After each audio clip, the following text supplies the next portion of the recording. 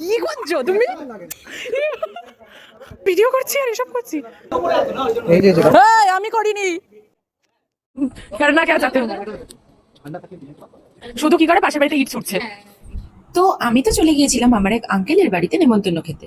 এখানে গিয়ে কিন্তু আমি বেশ অনেক মজা করেছি। তোমরা দেখতেই পাচ্ছ সব ছেলেরা মিলে কিন্তু রান্না বান্না করছিল। আজকে কিন্তু মেয়েদের একেবারে রেস্ট ছিল, একেবারে বললে ঠিক চলবে না, মোটামুটি রেস্ট। সন্ধ্যে স্ন্যাক্সে কিন্তু ছিল মোচার চপ আর লোটে মাছের চপ, আর সাথে কিন্তু ঠান্ডা ঠান্ডা কুলকুল স্প্রাইট আর কোকা কোলা।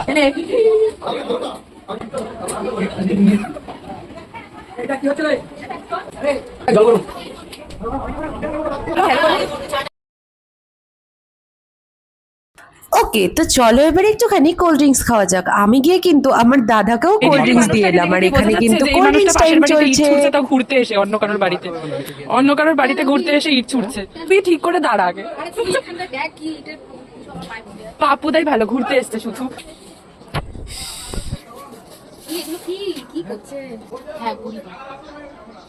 এটা কি করলে তুমি? তিন চারটে পাথর ছুঁড়েছো। হ্যাঁ হ্যাঁ, দেখেও নিয়েছে একজন, দেখেও নিয়েছে তোমাকে। এবারে কিন্তু আমরা যাচ্ছি আম পাড়তে। তো পাশের বাড়িতে এত সুন্দর সুন্দর কাঁচা আম হয়ে রয়েছে, যেটা দেখে কিন্তু আমি একেবারে লোভ সামলাতে পারছি না, আর তাই জন্য কিন্তু চলে গিয়েছিলাম আম পাড়তে। তো একটা আম পাড়ার পরে কিন্তু একদম সাহস পেয়ে গিয়েছিলাম। তারপরে কিন্তু একে একে সবাইকে বলছিলাম যে কি আম পেড়ে দিতে। তারপরে এইদিকে দেখো রোহানদাও কিন্তু গিয়ে একটা আম পেড়েছিল। তারপরে কিন্তু আরও একটা দাদা গিয়ে আমাকে আম পেড়ে দিয়েছিল। আর জানো, সেই আমগুলো নিয়ে কিন্তু আমি বাড়ি এসেছিলাম, মানে একটা না দুটো আম আমি নিয়ে এসেছিলাম। যাই হোক গাইস, আমগুলো বেশ ভালো কিছু ছিল। বলছিল বাড়িতে, আমার বিরিয়ানি খেয়ে নেল পালিশ উঠে যাবে। হ্যাঁ ওরে বাবা, মিথ্যে কথা বলিস না। এটা বিরিয়ানি না, এটা হচ্ছে ফ্যানে ভাত।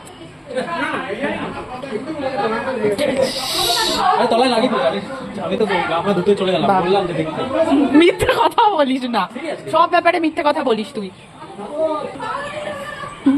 কি করছিস? ওখানে দিচ্ছে, আমাকে না দিয়ে। তো এবারে আর আমাকে পায়কে, আমার পাতে কিন্তু গরম গরম বিরিয়ানি চলে এসেছে, আর বিরিয়ানির সাথে ছিল চিকেন কষা।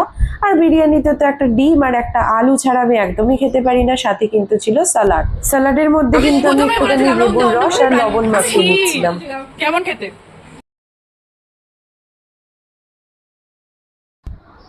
এদিকে কিন্তু রোহানদা খাচ্ছিল দই দিয়ে ডিম, মানে আলাদাই কম্বিনেশন। তোমরাও ট্রাই করো কিন্তু।